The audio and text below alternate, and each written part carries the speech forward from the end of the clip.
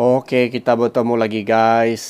So, kali ini saya mau bercerita mengenai sejarah pahlawan agung Dusun Kimaragang, yaitu Aki Tumunda. Oke, latar belakang dia. Aki Tumunda Binyunggoni telah dilahirkan sekitar tahun 1780-an, berketurunan Dusun Kimaragang dan berasal daripada Kampung Lumpas yang terletak di kawasan Tanah Tinggi di Telupid di bahagian utara Kampung Sensogon Paliu.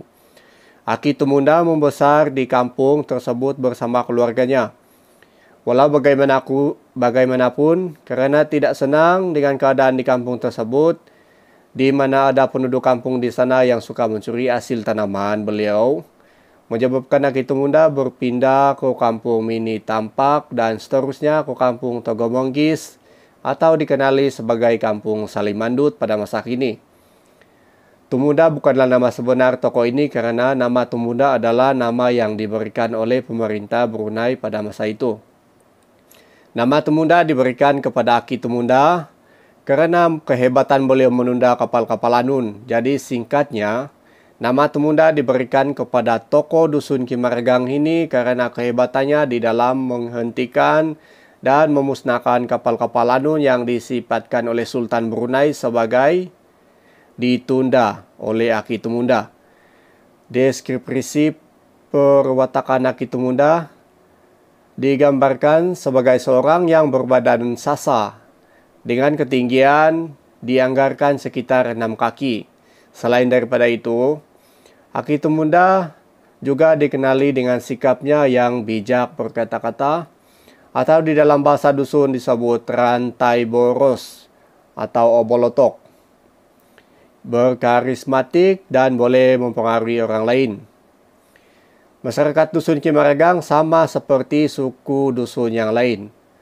Mereka menjalankan kegiatan ekonomi agrarian seperti menanam padi dan tanaman tani lain. Di samping itu, memungut hasil hutan untuk didagangkan serta memburu binatang di hutan. Sebelum berpindah ke kampung Togomonggis, Aki Tumunda pada awalnya menjalankan kegiatan ekonomi pertanian tradisional, yaitu dengan bercocok tanam di tanah pusaka kampung asalnya di Kampung Lumpas, Telupid. Walau bagaimanapun, setelah Aki Tumunda berkawin dengan Yugo, beliau beralih kepada perdagangan maritim, di mana beliau mula menjalankan aktiviti perdagangan lintas lautan dengan belayar merantau banyak tempat. Sistem batu menjadi keutamaan Aki Tumunda dalam menjalankan perdagangannya, sesuai dengan sistem perdagangan pada masa itu yang mengamalkan pertukaran barang atas kepercayaan kedua-dua pihak. Hal ini sesuai dengan pernyataan, "The economic system is based on principle of reciprocity." Salah satu barang dagangan Aki Tumunda adalah getah damar dan juga rotan saga, di mana beliau akan mengumpulkan getah damar dari hutan atau memborongnya daripada penduduk kampung. Setelah itu, Aki Tumunda akan membawa getah damar itu berlayar untuk didagangkan ke Brunei, Kuala Abai, dan Kimanis. Damar adalah salah satu komoditi terkenal di Kota Merdu sejak sebelum tahun 1830. Damar tersebut akan digantikan dengan barang tembaga seperti talam tembaga, tapak sirih, gong, dan barangan tembaga lain sama ada di Brunei, Kuala Abai, atau Kimanis. Kemudian Aki Tumunda menjual barangan tembaga tersebut di Kota Merudu. Aki Tumunda selalunya berlayar seorang diri, tetapi sebelum berlayar beliau terlebih dahulu menjalankan ritual Motsipak untuk melihat apakah beliau boleh berlayar atau tidak boleh berlayar. Ritual Motsipak ini dijalankan dengan melambung tombak ke udara. Apabila tombak kembali jatuh, Aki Tumunda akan menyambut mata tombak tersebut dengan menggunakan kakinya. Sekiranya tombak tersebut mencederakan kakinya, beliau akan membatalkan hasrat untuk berlayar, karena beliau menafsirkan bahwa ia hari yang tidak baik untuk keluar berdagang. Beliau hanya akan meneruskan hasratnya untuk keluar berlayar sekiranya kaki beliau tidak terluka ketika menyambut tombak yang dilambung tinggi ke udara. Di dalam kegiatan perdagangan damar, Aki Tumunda mempunyai seorang kawan dari Ranau yang bernama Aki Podiling. Aki Podiling ini merupakan salah seorang pedagang damar di Ranau, di mana beliau akan mengumpulkan damar dari hutan sebelum nama damar tersebut diborong oleh Aki Tumunda. Aktiviti perdagangan ini yang memunculkan kelas pengindapu atau kelas pengimbad di dalam masyarakat dusun, yaitu kaum pedagang yang kaya karena memiliki banyak harta benda yang disebut di dalam bahasa dusun dengan istilah dapu. Maka ada istilah dusun mengindapu, yang berarti aktiviti berdagang yang bertujuan untuk mengumpulkan harta benda berharga seperti barangan tembaga. Istilah pengindapu adalah kata nama untuk pedagang yang secara harafiah diterjemahkan sebagai pencari atau pengumpul harta. Okey. Peristiwa mistik Aki Tumunda. Kehebatan dan kekuatan Aki Tumunda di dalam pertempuran melawan Lanun memiliki cerita yang menarik. Karena karunia kekuatan yang dimilikinya itu diperoleh secara ajaib dan unik. Menurut cerita, pada suatu hari Aki Tumunda dan abangnya, yaitu Aki Pamansa, sedang tidur di beranda.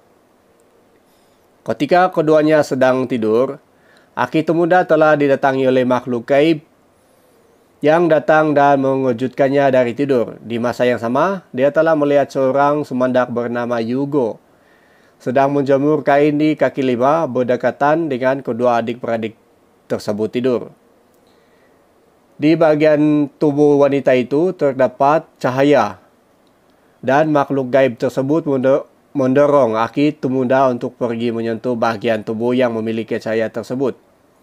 Ketika Aki Tumunda menyentuhnya, dengan serta-merta cahaya tersebut meresap ke dalam tubuhnya, sehingga beliau merasakan kekuatan di dalam dirinya.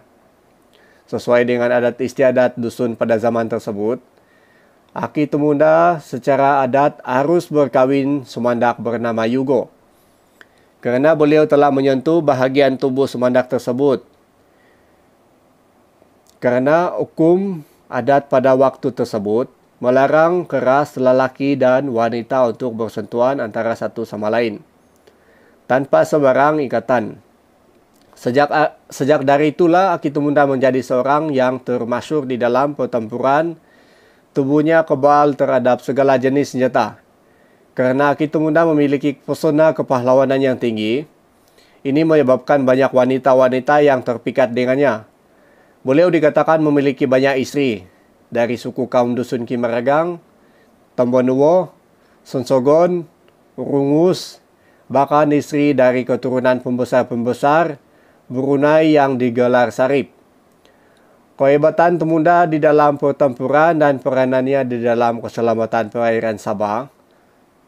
Latar belakang Teluk Merudu pada abad 19 adalah ia merupakan salah satu tumpuan kegiatan perlanunan dari kaum Iranun dan Balangginggi. Teluk Merudu meliputi kawasan daerah Kota Merudu pada hari ini. Nelayan dan pedagang yang menjalankan kegiatan menangkap ikan serta pelayaran merasa tidak selamat untuk menjalankan kegiatan mereka kerana sering diganggu oleh Lanun. Sehingga kan barangan serta hasil tangkapan mereka sering dirompak oleh Lanun-Lanun tersebut. Ketika Aki Tumunda mula beralih daripada kegiatan agraria kepada kegiatan perdagangan maritim, beliau mula mengetahui keadaan keselamatan di perairan Sabah, terutama di Teluk Merudu, yang ketika itu menerima ancaman dari Lanun-Lanun ketika beliau berlayar. Semasa dalam pelayaran, Aki Tumunda sering diganggu oleh kapal-kapal Lanun yang cuba untuk merompak harta benda dan barang dagangannya. Maka ketika itu, Aki Tumunda melihat kapal-kapal Lanun tersebut, beliau akan mempersiapkan diri untuk berperang. Apabila kapal Lanun menghampiri kapal Aki Tumunda, beliau akan mengikatkan bahagian haluan perahunya dengan perahu Lanun. Kemudian, membalas serangan dari lanun-lanun tersebut dengan kekuatan dan kekebalan yang ada di dalam dirinya. Aki Temuda tidak memiliki masalah untuk menghabisi lanun-lanun tersebut. Menurut cerita, Aki Temuda membalas serangan lanun dengan menghadapi mereka satu persatu sehingga semuanya habis dibunuh olehnya. Pertempuran melawan lanun ini sering terjadi ketika Aki Temuda keluar berlayar di lautan, sehingga beliau melakukan banyak pertempuran di dalam banyak siri pelayarannya. Keperkasaan beliau di dalam menumpaskan lanun menyebabkan beliau sangat digeruni dan ditakuti oleh lanun-lanun. Aki Temuda meskipun seorang pahlawan yang digeruni, beliau tidak sesuka menyerang tanpa alasan. Beliau selalunya bertempur seorang diri tanpa bantuan sesiapa ketika beliau keluar berdagang. Selain di lautan, beliau juga bertempur melawan lanun-lanun di daratan. Menurut salah satu kisah lisan, suatu ketika, Aki Temuda keluar memperdagangkan barang-barangnya di Teluk Merudu. Di sana beliau bertemu dengan sekumpulan lanun. Ketika itu, Merudu merupakan markas lanun utama di Asia Tenggara. Ketika Aki Temuda membawa barang-barang dagangannya ke pelabuhan di kawasan Teluk Merudu, sekumpulan lanun mendarat dan cuba merompak pedagang-pedagang di pelabuhan tersebut. Dengan tenang, Aki Temuda hanya berdiam diri menunggu lanun-lanun tersebut mendatanginya. Ketika lanun-lanun itu menyerang Aki Temuda menyerang mereka tanpa balas kasihan dan menghabisi mereka. Maka nama beliau sangat terkenal dan disegani di kalangan para pedagang di pelabuhan. Bahkan lanun-lanun pun takut untuk melanun di Merudu jikalau mereka mengetahui Aki Temuda ada di kawasan tersebut. Teluk Merudu menjadi tempat yang selamat daripada aktiviti lanun karena mereka tidak berani beroperasi sekiranya mereka mengetahui keberadaan Aki Temuda di kawasan itu. Salah satu peristiwa heroik yang membuat namanya dikenali di kalangan pembesar Sultan Brunei adalah peristiwa di mana beliau dan dua orang rakannya menyelamatkan kapal pembesar Brunei daripada dirempak oleh lanun. Peristiwa tersebut terjadi ketika Aki Temuda dan dua orang temannya sedang bersiar-siar. Tiba-tiba melihat sebuah kapal besar sedang dikepung oleh banyak kapal kecil milik sekumpulan lanun di tengah lautan. Aki Temuda dan rekan-rekannya tidak menyadari kapal tersebut adalah milik kerabat di Raja Brunei. Aki Temuda dan rekannya dengan segera menghampiri kapal tersebut untuk membantu. Aki Temuda terlebih dahulu menenggelamkan perahu-perahu lanun tersebut sebelum naik di atas kapal besar tersebut dan menumpaskan ke semua lanun-lanun yang cuba merompak harta benda para kerabat di Raja Brunei. Setelah peristiwa tersebut, Sultan Brunei menghantar utusan ke Teluk Merudu untuk menjejaki Aki Temuda dan rekan-rekannya. Karena Sultan Brunei berhasrat untuk memberikan ganjaran sebagai tanda terima kasihnya kepada Aki Temuda kerana menyelamatkan kerabatnya yang diganggu lanun di Teluk Merudu. Setelah beberapa bulan, utusan Sultan Brunei akhirnya berjaya menjejaki Aki Temuda dan rekan-rekannya. Aki Temuda dan rekannya pun telah dibawa ke Brunei untuk menghadap Sultan Omar Ali Saifuddin. Sultan Omar Ali Saifuddin II. Itu 1828 hingga 1852.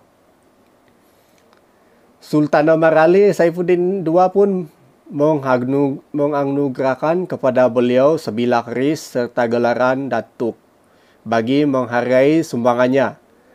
Sementara dua orang rakan Aki Temuda juga turut diberikan ganjaran berupa kain, tetapi tidak diberikan gelaran. Ada cerita lisan lain mengatakan beliau juga diberikan gelaran Panglima. Menurut cerita lisan, Aki Temuda pernah ditawarkan untuk menjadi hulu balang pasukan Brunei. Tetapi Aki Temuda menolak tawaran tersebut. Ini kerana beliau lebih menyukai kehidupan lazimnya di kampung halaman beliau di Sabah. sambil melaksanakan profesinya sebagai seorang pedagang.